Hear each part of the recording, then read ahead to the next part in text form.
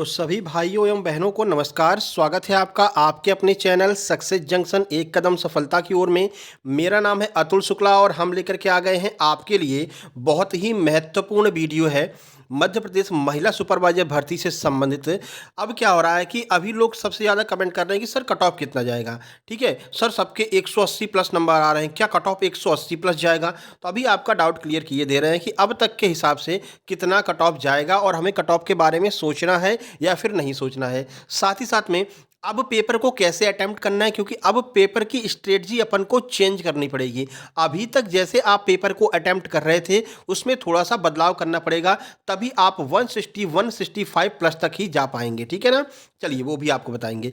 इसके अलावा हम आए हैं तो केवल कट ऑफ बताने नहीं आए हैं, महत्वपूर्ण टीके जो आपके एग्जाम में बार बार पूछ रहे हैं उसको भी हम कवर कराएंगे, जैसे खसरा हो गया, डीपीटी हो गया, रोटा वायरस, डायरिया, इन सब को भी हम कवर कराएंगे। ठीक है, तो केवल बात करने नहीं आए हैं, पढ़ाने भी आए हैं आपके लिए। तो चलिए वीडियो को शुरू करते हैं। उससे पहले वीडियो को लाइक करके चैनल को सब्सक्राइब कर दीजिए, जिससे कि आगे जितनी भी वीडियो आने वाली हैं वो टाइम टू टाइम आपके पास में आ सकें। साथ ही साथ में एमपीएसआई, एमपी पुलिस, एमपी आबकारी, एमपी टेट, इन सभी के लिए शुक्ला सर ईएसबी नया चैनल हमने बनाया है, लिंक आपको कमेंट बॉक्स में मिल जाएगा, उसको जरूर सब्सक्राइब कर लीजिए। 2960 सब्सक्राइबर हो चुके हैं, 40 सब्सक्राइबर बाकी हैं 3000 होने में। जैसे ही 3000 सब्सक्राइबर होंगे वैसे ही हम वहां पर क्लासेस शुरू कर देंगे, एकदम जीरो लेवल से लेकर के चलेंगे और हीरो लेवल तक आपको पहुंचाएंगे। ठीक है, तो चलिए फिलहाल आज की क्लास शुरू करते हैं। उससे पहले आप लोगों को बता दें, जिन लोगों का एग्जाम हो चुका है, जो लोग कट ऑफ देखने आए हैं कोई दिक्कत नहीं है, लेकिन जिन लोगों का एग्जाम बचा हुआ है वो लोग ध्यान दे लो। अभी जो नंबर आ रहे हैं वो अभी की बात करें, करंट की बात करें तो 160, 165, 170, ये जो नंबर है ये बहुत अच्छे नंबर है अभी के अकॉर्डिंग। अगर अभी आपके 5-6 दिन में आपका एग्जाम हुआ है या फिर आगे एग्जाम होने वाला है तो 160 नंबर आपके बहुत अच्छे नंबर है। ठीक है ना, अब ये नंबर आएंगे कैसे? सर हमने तैयारी तो बहुत की है लेकिन हमारे टेस्ट में 130 120 नंबर ही आ रहे हैं, तो इसके लिए आप हमारा सुपर सिलेक्शन नोट्स ले सकते हैं। यहाँ पर आप देखिए 160 नंबर अभी एक दीदी के आए हैं, पारुल शुक्ला नाम है, कल एग्जाम था। ठीक है, इन्होंने हमारे सुपर सिलेक्शन नोट्स ले रखे हैं, ये नोट्स का फोटो भी आपको दिखाई दे रहा है। इसके अलावा एक दीदी के 179 नंबर आए हैं, इन्होंने भी हमारे सुपर सिलेक्शन नोट्स ले रखे थे, ये आपको दिखाई दे रहा है। ठीक है, इसके बाद में 23 मार्च 167 नंबर आए हैं एक दीदी के, इन्होंने भी हमारा सुपर सिलेक्शन नोट्स ले रखा है। और 182 187 नंबर तक शुरुआत में भी आए थे, जब लोगों के नंबर अच्छे आ रहे थे तब भी हमारे स्टूडेंट के नंबर अच्छे आ रहे थे। और आज जो आपका एवरेज स्कोर 130 120 है, फिर भी हमारे स्टूडेंट्स के नंबर, जिन लोगों ने सुपर सिलेक्शन नोट्स ले रखे हैं, उनके 160 165 179 तक नंबर आ रहे हैं। तो ये सुपर सिलेक्शन नोट्स लेने वालों के नंबर इतने अच्छे आ क्यों रहे हैं? तो उसमें क्या है, सुपर सिलेक्शन नोट्स के अंतर्गत आपको सब कुछ मिलने वाला है। चारों सब्जेक्ट की कंप्लीट थ्योरी मिलेगी, मैथ, रीजनिंग, कंप्यूटर के भी नोट्स साथ मिलेंगे। इसके बाद में 10-10 प्रैक्टिस सेट हर एक सब्जेक्ट के आपको मिलने वाले हैं। इसके अलावा मेन टॉपिक के हमने टॉप 100 प्रश्न करा रखे हैं, जैसे कि आपका आईसीएमआर हो गया, इसके टॉप 100 प्रश्न है, एक्ट अधिनियम हो गए, इसके टॉप 100 प्रश्न है, पंचवर्षीय योजनाओं के टॉप 100 प्रश्न है। तो लगभग 6 से 7 ऐसी वीडियो है जिसमें हमने मेन टॉपिक के टॉप 100 प्रश्नों को कवर किया है, उसका पीडीएफ आपको मिलेगा। हर एक सब्जेक्ट का हमने सुपर मैराथन करा रखा है 150 प्रश्नों का, उसका भी पीडीएफ आपको मिलने वाला है। तो इतना सारा मटेरियल एक साथ में आपको मिल रहा है। और अगर आपके एग्जाम में 2 दिन भी बाकी हैं तो अभी भी आप ये नोट्स मंगा करके तैयारी कर सकते हैं। और अगर आपने अभी भी तैयारी कर ली तो आपके नंबर 160 प्लस अभी भी आ सकते हैं, अगर ये नोट्स आप कवर कर लेते हैं 2 से 3 दिन में भी। ठीक है, तो तुरंत आप लोग अपने नोट्स मंगवा लीजिए। तैयारी कैसे करना है, अगर कम दिन बचे हुए हैं वो आपको लास्ट में बताएंगे कि कैसे आपको ये सुपर सिलेक्शन नोट्स तैयार करनी है। ठीक है, इसके लिए करना क्या है सर, कुछ खास करना नहीं है, आपको केवल ये क्यूआर कोड दिखाई दे रहा है, इसका स्क्रीनशॉट ले लीजिए। इसी पर आपको मात्र 199 रुपए का पेमेंट करना है और उस पेमेंट का स्क्रीनशॉट इस व्हाट्सएप नंबर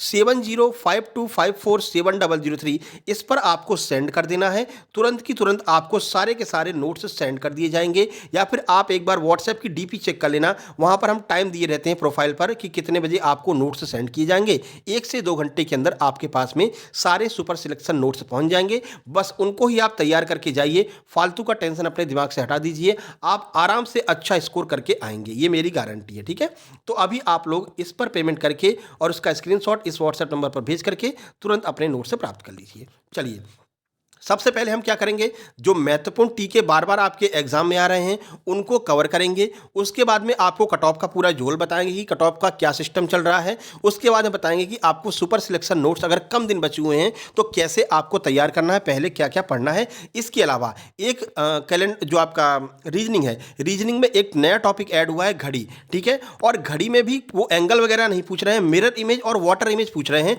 दो दो प्रश्न आ रहे हैं, तो इसको भी आज हम ट्रिक की मदद से क्लियर कर देंगे, वाटर इमेज और मिरर इमेज।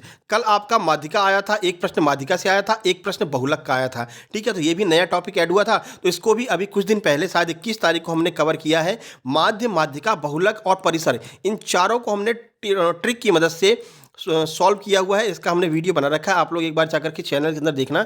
गणित लिखा होगा और गणित के नीचे लिखा होगा माध्य, माध्यिका, बहुलक। ठीक है, तो ये सब आपको कवर करके जाना है, क्योंकि ये 2 से 3 नंबर का स्टैटिक्स आ रहा है और कुल मिलाकर के 5 से 6 नंबर का तो मैथ ही आ रहा है। और अगर 2 से 3 नंबर का स्टैटिक्स आ रहा है तो ये आपके लिए प्लस पॉइंट हो जाएगा। 4 नंबर आप प्लस के लेकर के जाएंगे अगर वो वीडियो आप देख लेंगे।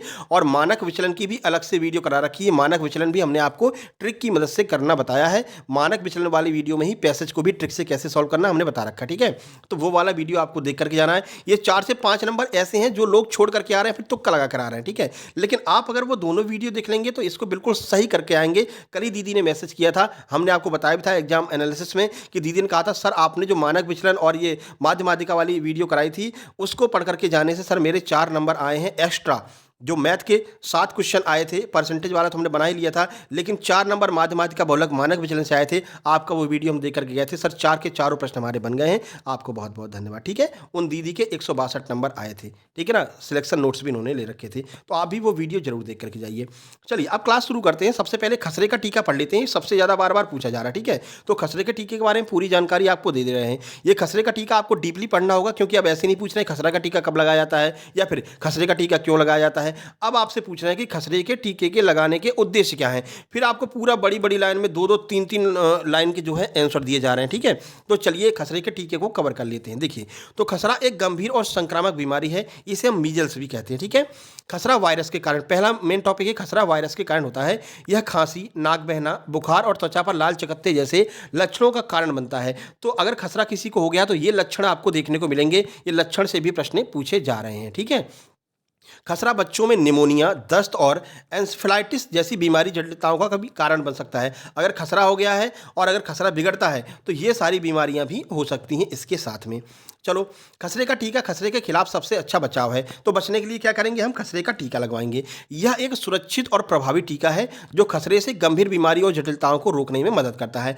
अब इसका टाइमिंग देख लीजिए, कब से कब तक लगता है। तो देखो, खसरे का टीका पहली खुराक जो है वो 9 से 12 महीने की उम्र में दी जाती है।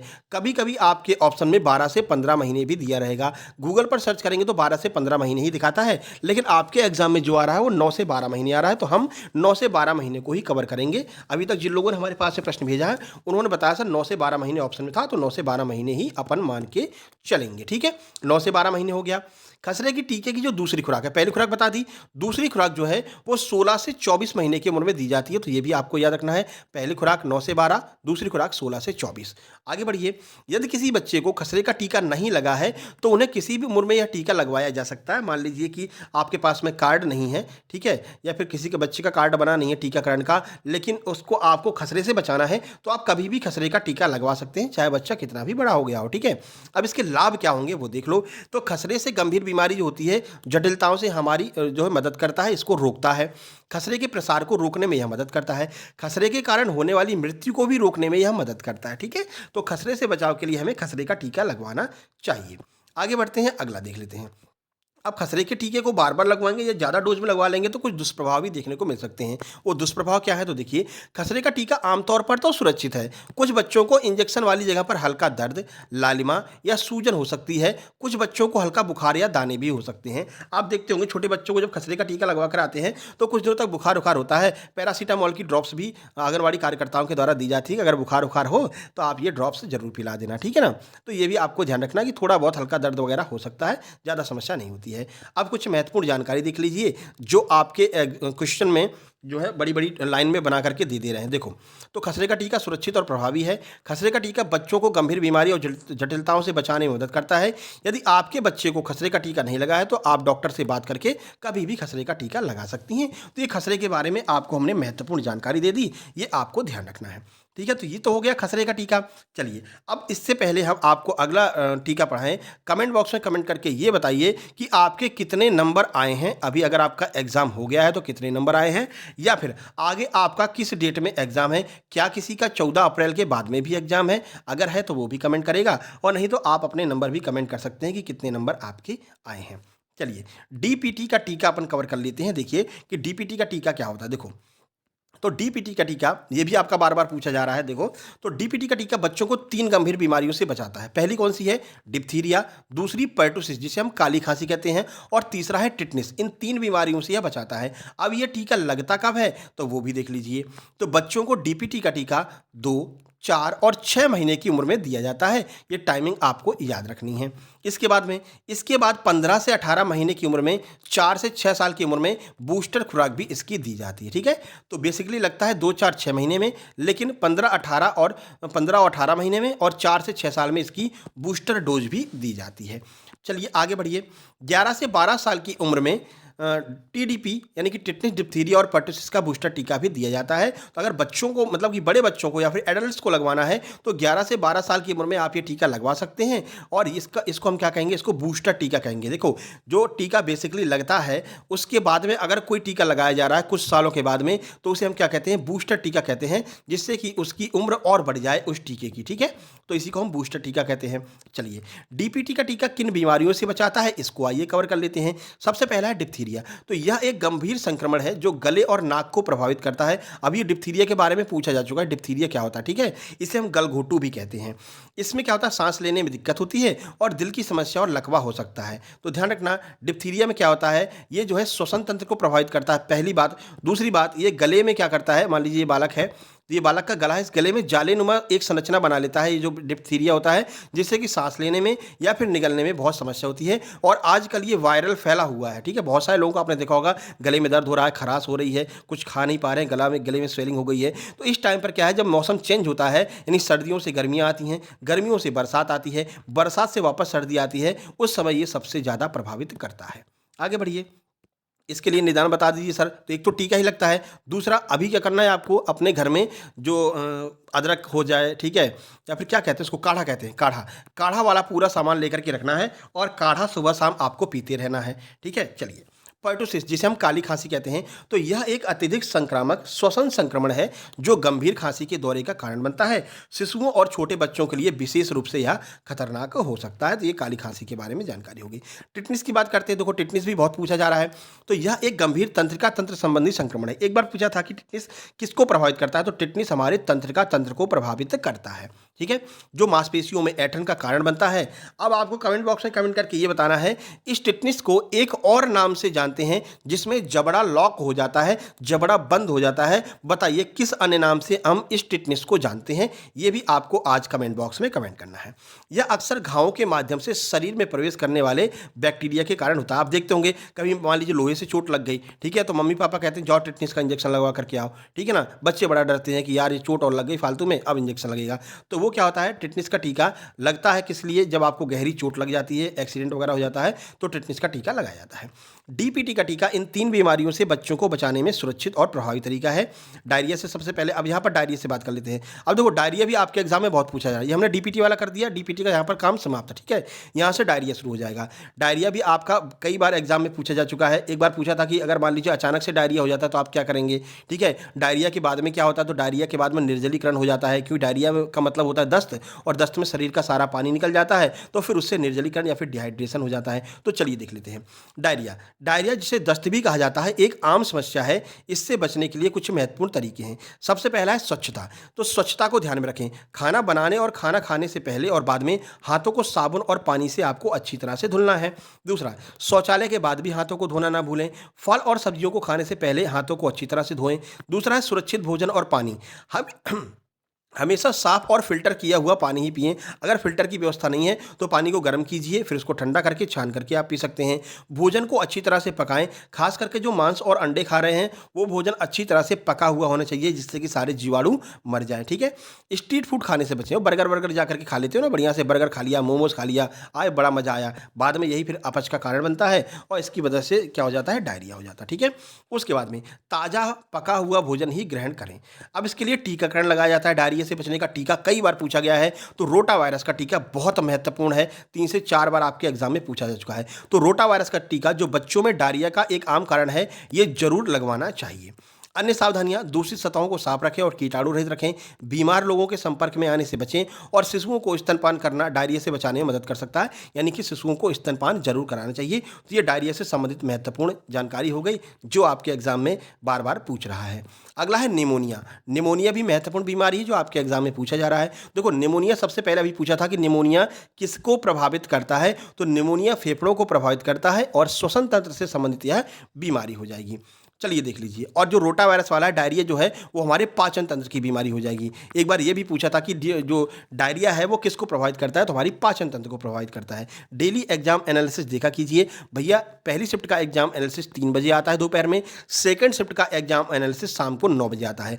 आप लोगों से निवेदन है, आपका अगली किसी भी शिफ्ट में एग्जाम है तो अपने प्रश्नों को 1 घंटे के अंदर 7052547003 इस नंबर पर जरूर से जरूर शेयर किया कीजिए अपने नाम के साथ में, जितने भी प्रश्न आपको याद आए, ठीक है? चलिए, अब देखो, तो निमोनिया फेफड़ों को प्रभावित करने वाला एक गंभीर संक्रमण है जो बैक्टीरिया, वायरस और फंगस के कारण हो सकता है।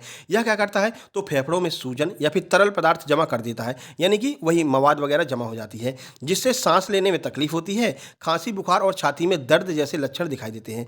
निमोनिया किसी भी उम्र के व्यक्ति को हो सकता है, केवल छोटे बच्चों को नहीं, किसी को भी हो सकता है, लेकिन यह छोटे बच्चों और बुजुर्गों में सबसे ज़्यादा फैलता है क्योंकि इनकी प्रतिरक्षा प्रणाली जो इम्यूनिटी होती है वो बहुत कम होती है इन लोगों की, ठीक है ना?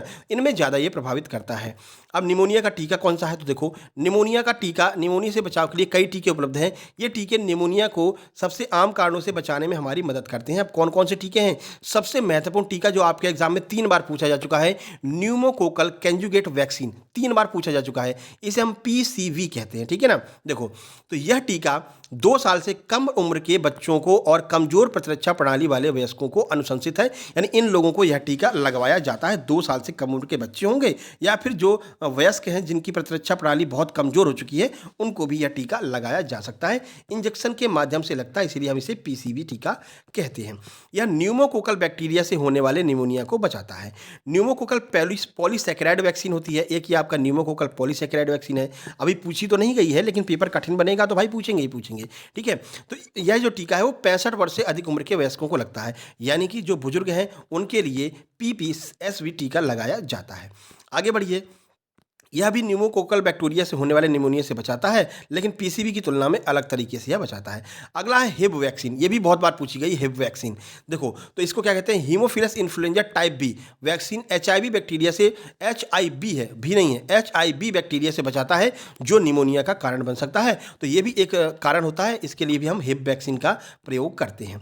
उसके बाद है फ्लू वैक्सीन। तो फ्लू वायरस से होने वाले निमोनिया का कारण जो बनता है, तो फ्लू वायरस से कोई भी निमोनिया होता है उससे ये फ्लू वैक्सीन हमको बचाती है, ठीक है? निमोनिया का टीका किसे प्रभावित करता है, तो निमोनिया का टीका विशेष रूप से उन लोगों के लिए महत्वपूर्ण है जिन्हें निमोनिया होने का खतरा ज़्यादा रहता है। पहले हैं छोटे बच्चे जो 2 साल की कम उम्र के बच्चे होते हैं। दूसरे हैं 65 वर्ष से अधिक उम्र के वयस्क, इनको लगाता है। उसके बाद में कमजोर प्रतिरक्षा प्रणाली वाले लोग, इनको भी ये टीका लगाया जाता है। या फिर ऐसे लोग जो पुरानी बीमारियों से ग्रसित है, जैसे हृदय रोग, फेफड़ा की बीमारी, इन रोगों से ग्रसित है, उनको भी यह टीका लगाया जाता है। और धूम्रपान करने वाले लोगों को सबसे ज़्यादा यह प्रभावित करता है, तो उनको भी ये टीका लगाया जाता है। तो निमोनिया के टीके निमोनिया से गंभीर बीमारी और जटिलताओं को रोकने में हमारी मदद करते हैं। तो ये 4-5 टीके हमने कवर कर लिए हैं। यही टीके बार बार घुमा फिरा करके आ रहे हैं आपके एग्जाम में। डेली 3-4 टीका आपका पूछा जा रहा है, ठीक है? ये तो हो गई टीके की बात। अब देखो, विटामिन आपके एग्जाम में डेली पूछे जा रहे हैं। विटामिन, तो आप सबको पता है विटामिन की हमने एक सीरीज चालू कर रखी है इंस्टाग्राम पर। हमारी इंस्टाग्राम आईडी है सक्सेस जंक्शन 777। 1000 के ऊपर सब्सक्राइबर है। आप लोग जाकर के उसको जरूर ज्वाइन कर लीजिए, फॉलो कर लीजिए। लिंक डिस्क्रिप्शन बॉक्स में मिल जाएगी। नहीं तो सर्च कर लेना सक्सेस जंक्शन 777 और सिल्वर प्ले बटन वाला वहाँ पर हमारी प्रोफाइल लगी हुई है, ठीक है। वहाँ पर हमने प्रोटीन की सीरीज चालू की है, सॉरी माफ़ कीजिए, कल भी ये हुआ था, विटामिन की सीरीज चालू की है। विटामिन ए, बी, सी और डी, ये 4 विटामिन के बारे में हम रील्स बना करके संपूर्ण जानकारी दे चुके हैं, जा करके वो सारी रील्स देख लीजिए। आज हम विटामिन के और विटामिन ई के बारे में रील्स डालेंगे, तो वो भी आपको वहाँ पर मिल जाएगा, ठीक है। चलिए, तो वो आप लोग देख लेना। फेसबुक पर हमारा पेज है सक्सेस जंक्शन के नाम से, वहाँ पर छोटे छोटे आर्टिकल्स हम डालते रहते हैं, ठीक है। और यही आपका चैनल वाला लोगो वहाँ पर लगा हुआ है, सर्च करना। 1.8 के सब्सक्राइबर है, सक्सेस जंक्शन के नाम से है, ठीक है ना। वहाँ पर छोटे छोटे आर्टिकल डालते रहते हैं, जैसे कि HIV के बारे में छोटा आर्टिकल डाल दिया, ठीक है। और इसके अलावा फ्लू वैक्सीन के बारे में डाल दिया, खसरे के बारे में छोटा सा आर्टिकल डाल दिया, तो वहाँ पर भी जाकर के आप लोग अपनी पढ़ाई कर सकते हैं। देखो, जहाँ जहाँ आप टाइम खराब करते हैं, अपना टाइम वेस्ट करते हैं, वहाँ वहाँ हम उपलब्ध है। फेसबुक पर टाइम वेस्ट करने जाते हो तो वहाँ हमें भैया सक्सेस जंक्शन के नाम सर्च करना, पढ़ाई कर लेना। इंस्टाग्राम पर रील देखने जाते हो तो वहाँ भी हम मौजूद हैं, वहाँ पर भी जाकर के पढ़ाई कर सकते हो। अपने मन को कंट्रोल में रखो भैया, जहाँ पर भी जाओ हम मौजूद हैं तुम्हारे लिए। टेलीग्राम पर जा रहे हो, सक्सेस जंक्शन लाइव के नाम से मौजूद हैं, वहाँ पर भी जाकर के आप नोट्स वगैरह डाउनलोड कर सकते हो, ठीक है ना। तो जरूर आप लोग इन जगह पर विजिट कीजिएगा, सबकी लिंक डिस्क्रिप्शन बॉक्स में दी गई है। चलिए, अब हम बात कर लेते हैं घड़ी। घड़ी से प्रश्न आपके एग्जाम में 2 प्रश्न हर शिफ्ट में पूछे जा रहे हैं, और मिरर और वाटर इमेज ही पूछ रहा है। कल आपका पूछा था कि 7:40 हो रहा है, बताइए कि इसकी मिरर इमेज क्या होगी। घड़ी में 7:40 हो रहा है। अब वैसे निकालने में घड़ी बनाओगे फिर निकालोगे तो दिक्कत होगा। तो 2 ट्रिक है आपके पास में। पहला है, अगर मिरर इमेज आपको निकालना है, मिरर इमेज यानी कि दर्पण प्रतिबिंब निकालना है, तो जो भी टाइम दिया गया है उसको 11:60 में से घटा दो। 11 मिनट वो 11 घंटे 60 सेकंड में से घटा दो। जैसे 7:40 का पूछा था, तो 7 और 40 इसमें से घटा दो भैया, ठीक है। तो 7:40 का मिरर इमेज क्या होगा, 0 में से 0 गई 0, 6 में से 4 गई 2, 11 में से 7 गई 4। यानी कि अगर मिरर इमेज पूछते हैं 7:40 का, तो 7:40 की मिरर इमेज 4:20 होगी, और 4:20 आपके ऑप्शन में भी दिया गया था। इस तरह से आपको सॉल्व करना है। जो भी टाइम दिया गया हो, मिरर इमेज पूछी हो, 11:60 में से घटा दीजिए, ठीक है। आगे बढ़िए। अगर 11:60 में से नहीं घट रहा है तो उसको क्या करेंगे, 23:60 में से घटा देंगे। अब ये 11:60 23:60 क्या है, देखो 23:60 का अर्थ है 24 घंटे, यानी कि 24 बज रहे हैं। 11:60 का अर्थ है 12 घंटे। अगर 12 घंटे से कम का टाइम दिया हुआ है तो आप 11:60 में से घटाएंगे। 12 घंटे से ज़्यादा का टाइम दिया है, मान लो बोल रहे हैं कि 13:24 हो रहा है, या फिर 18:60 हो रहा है, तो उसके लिए क्या करेंगे, उसके लिए आप 23 और 60 में से घटा देंगे, ठीक है। वैसे अभी आपके नॉर्मल ही पूछा जा रहा है, उसको 11:60 में से घटाना है। इसके बाद में अगर वाटर इमेज पूछे, अभी वाटर इमेज पूछा नहीं लेकिन आगे पूछ सकते हैं। अगर आपसे वाटर इमेज पूछ रहा है, जल प्रतिबिंब पूछ रहा है, तो आपको 18:30 में से घटा देना है। जैसे कि 7:40 का जल प्रतिबिंब बताइए, तो कुछ नहीं कीजिए, यहाँ पर 7 लिख दीजिए, यहाँ पर 40 लिख दीजिए, ठीक है। अब ये 7:40 तो घटेगा नहीं, ठीक है। तो इसका कम ही पूछेंगे, जैसे ऐसे पूछेंगे 18:30 में से जो भी घटने वाला रहेगा। आपके पेपर में ऐसा प्रश्न पूछा जाएगा। देखो अभी 7:40 वाला इसका पूछा था, 7:40 का दर्पण प्रतिबिंब भी पूछा गया था अभी तक, ठीक है। तो दर्पण प्रतिबिंब का आंसर बता दिया। लेकिन आपके एग्जाम में प्रश्न ऐसा पूछेंगे जो इसमें से घट जाए। जैसे कि पूछ लेंगे 12:10 का बताइए, कि 12:10 पर उसका जल प्रतिबिंब क्या होगा। तो अब ये 18:30 में से घट जाएगा, ठीक है। तो 30 में से 10 गया 20 बचा, 18 में से 12 गया 6 बचा। तो 18:30 का जल प्रतिबिंब 12:10, मतलब 12:10 का जो जल प्रतिबिंब है वो 6:20 होगा। समझ गए। ऐसी चीज़ें पूछेंगे जो 18:30 में से घट जाए, ठीक है। तो मान लीजिए उन्होंने पूछा कि 12:10 का जल प्रतिबिंब बताइए, तो आप क्या करेंगे, 18:30 में से 12:10 को घटा देंगे। तो जब हम 12:10 को घटाएंगे तो 30 में से 10 जाएगा 20 बचेगा, 18 में से 12 जाएगा 6 बजेगा। तो 12:10 का जल प्रतिबिंब 6:20 दिखाएगा, ठीक है। इस तरह से आप घटा करके अपना आंसर निकाल सकते हैं। कोई भी कन्फ्यूजन दिमाग में मत रखना, अच्छे से पेपर करके आना। बेस्ट ऑफ लक है, आपका पेपर अच्छा जाएगा। चलिए, अब बात कर लेते हैं कट ऑफ की। कट ऑफ का बड़ा झूल चल रहा है, सर कट ऑफ कितना जाएगा, सर लोग 180 बता रहे हैं, 180 प्लस कट ऑफ जाएगा क्या। देखो भैया ऐसी बात है, अभी आपका एग्जाम चल रहा है। शुरुआत में जिनका एग्जाम था, शुरू के 10 दिन में जिनका एग्जाम था, वहाँ पर खूब अच्छे नंबर आए, 180, 185, 182। हमारे स्टूडेंट के ही 182, 187 नंबर तक आए थे, जिन लोगों ने जो नोट्स ले रखा था, ठीक है ना। तो देखो शुरू में ये नंबर तो आए थे, लेकिन अभी पिछले 7 से 8 दिनों में जिनका एग्जाम हुआ है, तो उन लोगों के नंबर इतने नहीं आ रहे हैं। अगर वो 160, 165 और अगर 170 तक भी पहुंच जा रहे हैं ना, तो ये नंबर भी बहुत हैं, क्योंकि अब एग्जाम में बहुत परिवर्तन हो गया है। पहले फैक्ट वाले प्रश्न आ रहे थे कि बताइए डीपीटी का टीका कब लगता है, बता दिया भैया इसमें लगता है। अब पूछ रहे हैं डीपीटी का टीका क्यों लगता है, फिर आपको बड़े बड़े ऑप्शन दिए हैं। ये रहा बड़ा बड़ा ऑप्शन, पहला ऑप्शन 3 लाइन का, दूसरा ऑप्शन 2 लाइन का। इसको पढ़ने में ही इतना टाइम निकल जा रहा है कि लोग क्वेश्चन अटेम्प्ट ही नहीं कर पा रहे हैं, ठीक है ना। तो अब नंबर कम आ रहे हैं, तो सर क्या 180 कट ऑफ नहीं जाएगा? बिल्कुल नहीं जाएगा। जिन लोगों के 180 नंबर आए हैं शुरू में और जिन लोगों के अब 160 नंबर आ रहे हैं, यहां पर नॉर्मलाइजेशन का खेला चलेगा। इनके कुछ नंबर घटेंगे, इनके नंबर बढ़ेंगे। मान लीजिए इनके नंबर घटा करके 20 नंबर घटा दिए तो ये 160 पर आ गए, इनके नंबर मान लीजिए 10 नंबर बढ़ा दिए तो ये 170 पर आ गए। इस तरह से फिर फाइनल मेरिट तैयार की जाएगी, ठीक है। तो बिल्कुल भी आपको परेशान नहीं होना है कि सर हमारे 140 नंबर अब आ गए हैं, क्या सर मेरा सिलेक्शन नहीं होगा? ऐसा बिल्कुल भी नहीं है। नॉर्मलाइजेशन का खेला अभी बाकी है। हो सकता है नॉर्मलाइजेशन में आपके 15 नंबर बढ़ जाएं, आपके 155 हो जाए और 150 कट ऑफ चली जाए, ठीक है, ईडब्ल्यूएस की या फिर एससी एसटी की चली जाए तो आपका सिलेक्शन हो सकता है। तो अभी आप इन कट ऑफ के चक्कर में मत पड़िए। अभी हम भी कट ऑफ का कुछ भी नहीं बताएंगे, क्योंकि अभी कट ऑफ बता ही नहीं सकते हैं। जो लोग बता रहे हैं तो भाई फर्जी बता रहे हैं, मैं नहीं मानूंगा, ठीक है ना।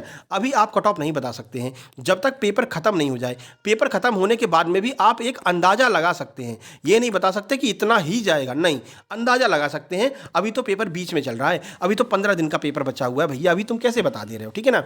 अभी तो क्या पता एकदम से बहुत स्लो पेपर मतलब कि पेपर जो है बहुत सरल आने लगे, फिर से नंबर 180 नंबर आने लगे, फिर तुम कहोगे ये क्या हो गया, ठीक है। हो सकता है पेपर और कठिन आने लगे, लोगों के 140 नंबर भी आना मुश्किल हो जाए, तो यहाँ पर नॉर्मलाइजेशन का फायदा मिलेगा। तो अभी तुम कुछ भी नहीं बता सकते हो। जो लोग बता रहे हैं तो भाई फर्जी बता रहे हैं, मैं नहीं उनको मानता, ठीक है ना। और ना ही मैं अभी आपको कट ऑफ का कुछ बताऊंगा।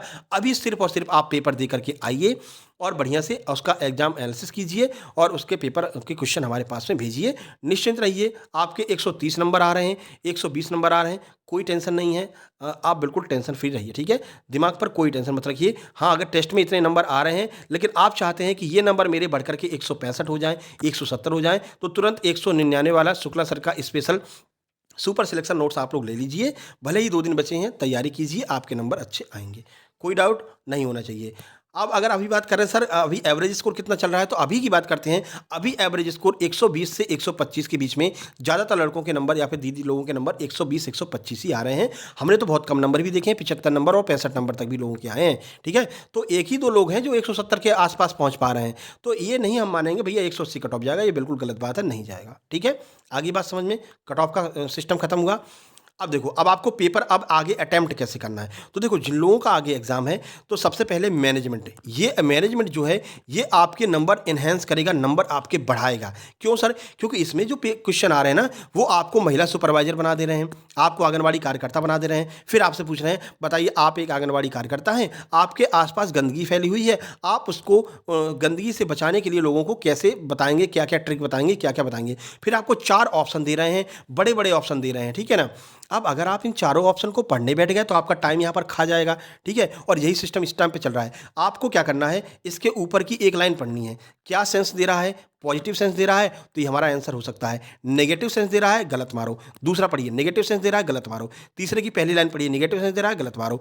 चौथा आप देखिए, इसमें क्या रहेगा, जैसे कि पहला वाला आपका ऑप्शन रहेगा, उसमें बोलेंगे गंदगी की, मान लीजिए कि आपके आसपास गंदगी फैली हुई है, आप ग्रामीणों को कैसे समझाएंगे। पहले ऑप्शन में दिया है कि हम उनको पुलिस के हवाले कर देंगे, जिससे कि पुलिस ये करेगी, ऐसा करेगी, वैसा करेगी, और बड़ी सी लाइन बता दी। पहली लाइन में आपको पता चल गया ना, पुलिस के हवाले थोड़ी कर सकते हैं, ये गलत बात है, हटा दो, पूरा पढ़ने की जरूरत ही नहीं है। दूसरा ऑप्शन पढ़ो। दूसरे ऑप्शन में दिया है कि हम उनकी पिटाई लगवा देंगे और ये सरपंच से शिकायत करवा देंगे, ये कर देंगे, वो करेंगे, सरपंच उनको घर पे ले जाएगा, बेइज्जती करेगा। नहीं भैया, पहली लाइन में पता चल गया, पुलिस से शिकायत नहीं कर सकते हैं, सरपंच से शिकायत नहीं कर सकते हैं, ये भी ऑप्शन हट जाएगा। तीसरा ऑप्शन आपका दिया रहेगा कि हम उनको अच्छे से समझाएंगे और गंदगी से होने वाले रोगों से कैसे बच सकते हैं, सफाई रखेंगे तो बच सकते हैं, ये सब उनको समझाएंगे। ये पॉजिटिव सेंस दे रहा है, यही आपका आंसर हो जाएगा, बाकी आपको पढ़ने की आवश्यकता नहीं है, ठीक है ना। इस तरह से, इस ट्रिक से आपको अगर क्वेश्चन को सॉल्व करेंगे तो पूरा पेपर अटेम्प्ट करके आएंगे। नेगेटिव मार्किंग है नहीं, आपके नंबर 101% अच्छे आएंगे, ठीक है ना।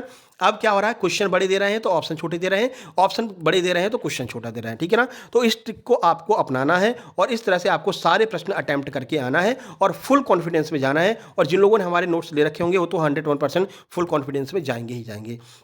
सर नोट्स हमने ले लिया है, टाइम कम बचा है, कैसे उसको कवर करें? तो देखो, सबसे पहले आपको जो हमने 7 ब्रह्मास्त्र दे रखे हैं, सबसे पहले आपको इन ब्रह्मास्त्र को निपटाना है, ठीक है? ये बहुत अच्छे ब्रह्मास्त्र हैं, ये महत्वपूर्ण भूमिका निभा रहे हैं अच्छे नंबर लाने में। सबसे पहले 7 ब्रह्मास्त्र खत्म कीजिए।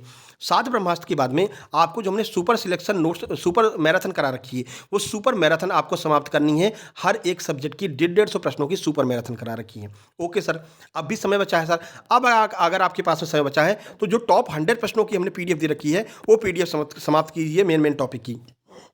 जैसे प्रमुख योजनाएं, पंचवर्षीय योजनाएं, एक्ट, आईसीएमआर, इनको समाप्त कीजिए। ठीक है सर, इसको भी समाप्त कर लिया, अभी भी टाइम बचा है। अभी भी टाइम बचा है, जो 10-10 प्रैक्टिस सेट हमने आपको दिए हैं, वो 10-10 प्रैक्टिस सेट हर एक सब्जेक्ट का जो बचा है, उसको समाप्त कीजिए। इसको समाप्त करने के बाद में अगर तब भी आपके पास में टाइम बचता है, तब आप जाएंगे कहाँ पर? थ्योरी पर जाएंगे। और थ्योरी में भी मैनेजमेंट की थ्योरी अभी नहीं पढ़ेंगे, क्योंकि मैनेजमेंट में आपका कंडीशन वाले प्रश्न आ रहे हैं, जिनको आप बिना पढ़े भी आसानी से सॉल्व कर सकते हैं दिमागी स्तर पर। तो सर क्या करेंगे, आपको बाल विकास सबसे पहले खत्म करना है। ठीक है, सामान्य ज्ञान की योजनाएं वगैरह तो हम ऑलरेडी आपको टॉप 100 में करा ही चुके हैं, उसको नहीं छूना है। पोषण का हमने लगभग 120 पेज का हमने पीडीएफ दे रखा है, वो पोषण की पीडीएफ आपको समाप्त करनी है। एक ही पीडीएफ है पोषण की, और न्यूट्रिशन वाली एक ही पीडीएफ है, वो पोषण वाली पीडीएफ आपको समाप्त करनी है। ठीक है ना, टाइम बचे तो। नहीं तो जैसा हमने बताया है, उस हिसाब से आप लोग जो है इस नोट्स को कंप्लीट करेंगे, 101% आपके अच्छे नंबर आएंगे। तो तुरंत आप लोग अपना नोट्स इस व्हाट्सएप नंबर पर मैसेज करके प्राप्त कर सकते हैं। ठीक है, कोई डाउट हो तुरंत बताइएगा। Best of luck for your exam. मिलते हैं फर्स्ट शिफ्ट के एग्जाम एनालिसिस में आज दोपहर 3 बजे। ये वीडियो सबको शेयर कर देना, सबके पास में बता देना कि आप लोगों को कैसे कैसे क्वेश्चंस को अटेम्प्ट करना है। ठीक है, चलिए फिर मिलते हैं नेक्स्ट वीडियो में। तब तक के लिए नमस्कार, धन्यवाद। शुक्ला सर ESB, इस चैनल के लिंक आपको कमेंट बॉक्स में मिल जाएगी, उसको जरूर सब्सक्राइब कर लीजिए। 3000 जैसे ही होते हैं सब्सक्राइबर, 0 लेवल से MP चालू करेंगे कि मध्य प्रदेश का गठन कैसे हुआ, 1956 से पहले मध्य प्रदेश कैसा दिखता था, 1956 से 2000 तक मध्य प्रदेश कैसा दिखता था, 2000 के बाद में अब मध्य प्रदेश कैसा दिखता है, पूरा 0 से हीरो लेवल तक आपकी MP जी की कवर करेंगे। क्योंकि कोई भी एग्जाम हो MP का, MP कम से कम 15 से 20 नंबर की आपकी MP आ ही रही है आपके हर एक एग्जाम में। ठीक है, तो पहले MP जी के कार्य करेंगे, फिर मैथ करेंगे, रीजनिंग करेंगे, GK GS सब कुछ निपटाएंगे। ठीक है, उस चैनल पर सब्सक्राइब जरूर कर लेना। मिलते हैं नेक्स्ट वीडियो में, तब तक के लिए नमस्कार, धन्यवाद।